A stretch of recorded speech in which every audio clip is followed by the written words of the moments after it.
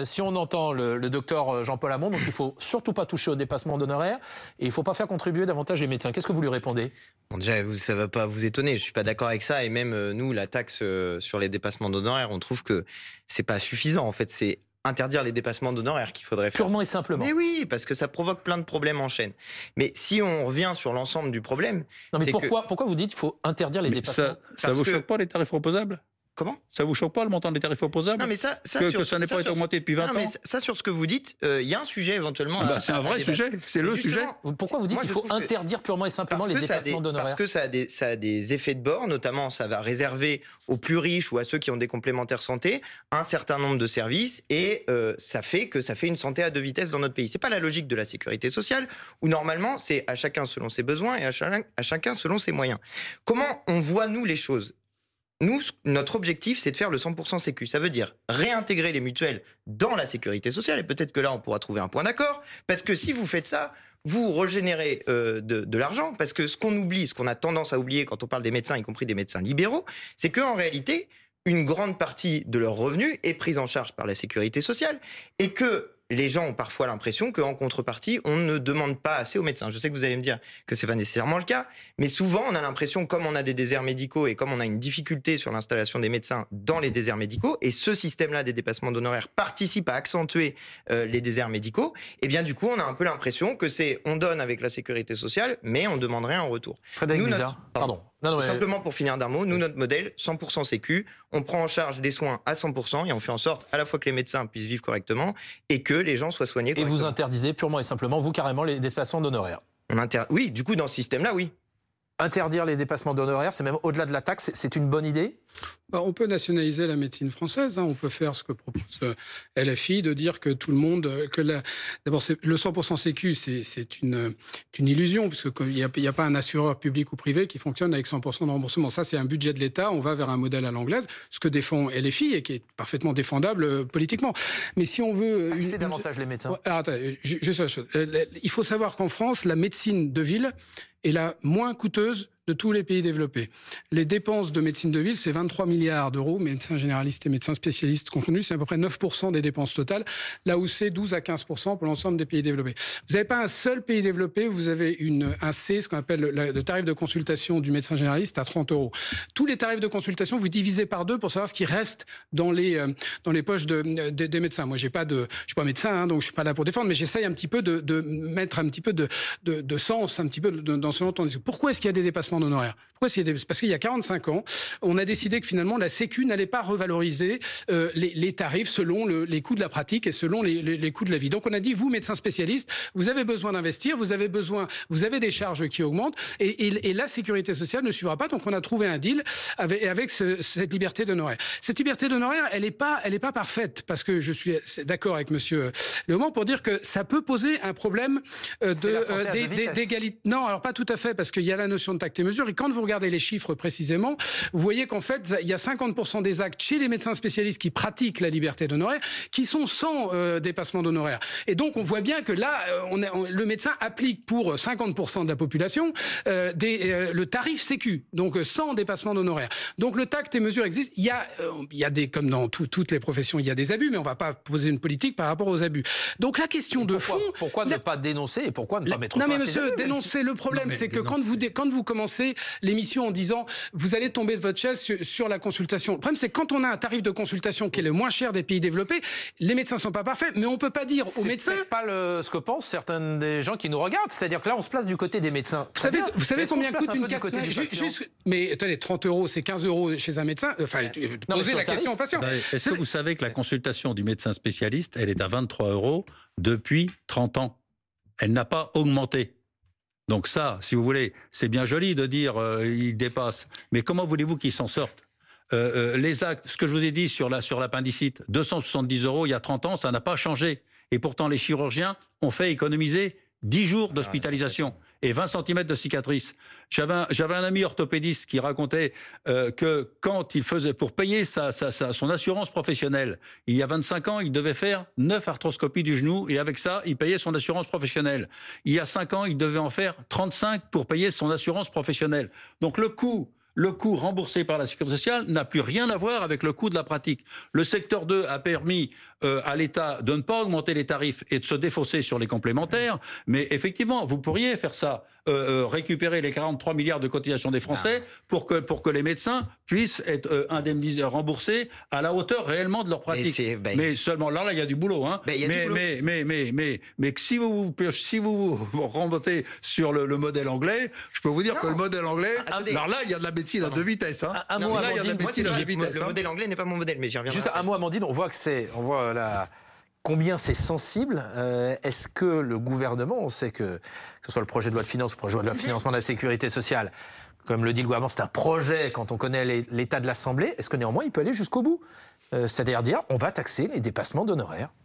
Oui, il peut aller jusqu'au bout. Alors après, il y a deux options. Soit ce projet de budget dans sa globalité est voté, soit il y a d'autres options. Et il faudrait, pour que ça soit appliqué, la taxation des dépassements d'honoraires à partir du 1er janvier 2026, que ce budget, par exemple, passe par ordonnance. Comme c'est aujourd'hui inclus dans le projet du gouvernement, c'est l'un des souhaits du gouvernement, ce serait appliqué en janvier, même si le gouvernement l'imposait par ordonnance sans vote. Je ne sais pas si c'est très clair, mais de toute façon, toute cette histoire de budget est très compliquée.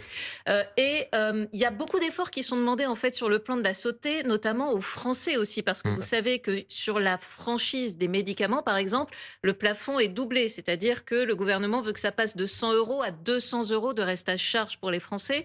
Des efforts sont demandés aussi sur les arrêts maladie, ce qui ne plaît pas davantage aux médecins d'ailleurs, c'est-à-dire limiter à 15 jours le premier arrêt maladie, etc. etc. Et les Français ont en tout cas l'impression d'être mis, eux, beaucoup à contribution sur le plan de la santé. Jean-Paul Hamon, pourquoi finalement les médecins seraient les seuls à qui on ne demande pas d'efforts ? Non mais attendez, mais les médecins, je vais vous dire, figurez-vous que les médecins, ils font quand même pas mal d'efforts. Et je peux vous dire aussi que le niveau de responsabilité est tel que les jeunes internes actuellement qui sont en fac, il y a un suicide tous les 18 jours. Ça illustre le niveau de responsabilité de ce métier. On veut nous faire passer pour des nantis, pour des gens qui ne pensent qu'au pognon, etc. J'ai eu l'occasion de rencontrer vos collègues qui disaient que les médecins ne pensaient qu'à l'argent, qu'ils travaillaient pas assez, qu'ils n'aimaient pas... Non, pas vous, mais des collègues à vous. Dont M. Garot et ses copains, qu'on travaillait pas assez, qu'on n'aimait pas les patients, et que nos études étaient payées par l'État. Non mais attendez, on traîne ça comme un boulet.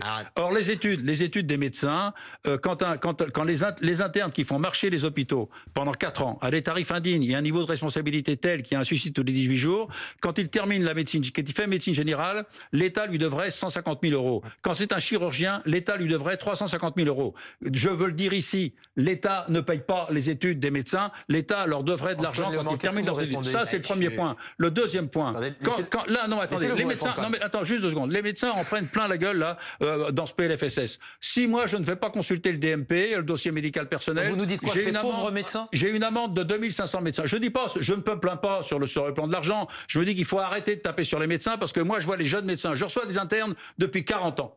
Là, les jeunes, ils se disent, mais quel métier je vais faire ? Est-ce que toutes ces dispositions qui sont prises actuellement donnent envie aux jeunes de s'installer ? Non. Non. Vous n'en prenez pas plus que les entrepreneurs ou beaucoup d'autres. Non, mais là, attendez, là, on prend un paquet, parce qu'attendez, madame, moi, me coller une amende dans le PLFSS, me coller une amende dans l'article 30 de 2500 € si je vais pas consulter le DMP. Alors là, ils sont grandioses. Le dossier médical personnel, hein. Mais ils sont généreux. J'aurais pas plus de 4 amendes, j'aurais pas plus de droit de payer plus de 10 000 € par an. Mais quand vous avez des trucs comme ça, mais où on est? Les franchises, on demande aux médecins généralistes de recueillir les franchises. Alors là, excusez-moi, mais alors là, il faut l'oublier. Parce que je peux vous dire que... Qu'est-ce que vous lui répondez au docteur Hamon ? Bon, déjà, moi, je dis pas du mal des médecins. C'est pas mon sujet. Bah non. Je vais vous dire un truc. Mon oncle, il était médecin-colonel dans les sous-marins nucléaires. D'accord. Aujourd'hui, qu'est-ce qu'il fait ? Il fait médecin remplaçant dans des petits bleds à la campagne où, justement, il vit ça comme une mission de service public et il fait médecin, voilà, et il gagne pas. Il gagne le salaire d'un médecin. Il fait un travail qui est, à mon sens, un travail de service public. Il a sa retraite de médecin, le problème, c'est bien sûr. Bah, heureusement. Puis médecin-colonel dans les sous-marins nucléaires, c'est bien payé. C'est bien, ouais. Donc, il fait ça parce qu'il estime que c'est une forme de service public. Et en fait, il y en a plein des médecins à la campagne qui restent, qui continuent à faire ça. Mais le docteur Hamon dit, vous les prenez pour des nantis. C'est bien payé, médecin. Mais surtout, il y a un truc qu'on oublie. 60 heures par semaine, et je peux vous dire, je suis pas à 35 heures. Hein. Oui, non, mais ça, je vous dis pas le contraire. C'est bien payé. Mais il y a un truc qu'on oublie. C'est des fonctionnaires déguisés. On paye tous ça avec la sécurité sociale, en vrai. Je vais me mettre Donc, à bosser aux 35 heures, vous allez voir la non, mais différence. attendez, on peut prendre le chose par le bout qu'on veut. À la fin, s'il n'y avait pas la sécurité sociale, on ne serait pas en train de discuter de ça. Et précisément, le sujet dans lequel on est aujourd'hui, c'est de savoir si on veut aller petit à petit vers un système de sécurité privée, d'assurance privée, c'est ce vers quoi ça nous amène de faire les dépassements d'honoraires, parce que ça crée un système concurrentiel dans les grandes villes où vous avez plus de gens, et où ça pousse d'ailleurs les médecins à s'installer dans les grandes villes plutôt que dans les quartiers populaires ou à la campagne, ou bien est-ce qu'on veut un système public, le système que je défends, qui est un système avec le 100% sécu, et où c'est vrai, oui, d'accord, on impose un peu des règles d'installation. Si vous avez juste une chose comme ça, attendez, je vais juste finir parce que j'ai pas eu beaucoup la parole. Mais le problème majeur des gens, c'est comment je fais pour aller voir un ophtalmo, comment je fais pour avoir une radio, comment je fais pour avoir un médecin spécialiste. Attendez, faut juste que je finisse. Je vous ai laissé finir. Le généraliste, moi, si j'ai un problème d'ophtalmo, j'ai l'ophtalmo dans la journée. Si vous respectez le parcours de soins, mes correspondants, s'il vous plaît, ceux qui font des compléments d'honoraires, ils prennent le patient. C'est pas vrai. Même les gens qui respectent le parcours de soins, il y a plein d'endroits, et c'est vrai, dans les quartiers populaires comme dans les zones rurales, on n'a pas accès à des médecins spécialistes parce que, justement, le dépassement d'honoraires fait que ça encourage une concentration de la médecine dans les grandes métropoles. Et c'est ça le problème qui est posé par ces dépassements d'honoraires. Frédéric Bizard, si jamais il y a une taxe sur les dépassements d'honoraires, est-ce qu'au final, c'est pas nous, les patients, qui allons payer parce que le dépassement sera peut-être augmenté? Mais vous avez parfaitement raison. Et la taxe va être reportée d'une façon ou d'une autre sur la part de liberté d'honoraires, donc qui ne va qu'augmenter, puisque par définition, quand vous avez une liberté d'honoraires, vous avez une liberté d'honoraires. Donc si on vous taxe de 5 € par consultation, vous avez quand même la tentation de faire payer tout ou partie de cette taxe. Mais est-ce que vous pouvez entendre quand même que les gens qui nous regardent se disent c'est bien gentil, on parle, et c'est important du sort de l'État.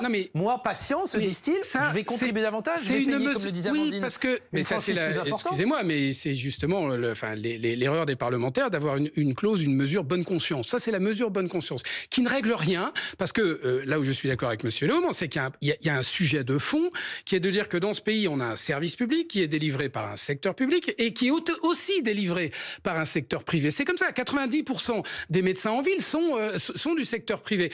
Donc il y a un équilibre à trouver entre une forme, et moi je suis favorable à une forme de contrat de service public signé par tous, que vous soyez du secteur. Oui, mais c'est pas, ça veut pas dire que c'est pas la caserne, surtout. C'est-à-dire que dans des obligations que l'on demande aux médecins et qui sont très largement remplies par l'ensemble des médecins, la continuité des soins, la non-sélection des patients, c'est ce que fait tout bon médecin généraliste, qui soit dans un centre de santé public ou qui soit dans un secteur libéral. Donc, il ne faut pas trop avoir de fantasmes sur le fait que d'un côté, vous en avez qui remplissent un service public, c'est ceux du secteur public, et de l'autre, vous avez en effet un petit peu le sentiment qu'ils pensent qu'au fric. Mais c'est vrai qu'il faut un petit peu statuer et préciser cette notion de service public pour qu'elle soit claire. Le débat, je suis obligé de vous arrêter malheureusement. On continuera ce débat. Surtout que les gens entendent bien que les tarifs n'ont pas été augmentés depuis 2003. Et le débat, on le poursuivra peut-être dans le 20h tout à l'heure avec Maxime.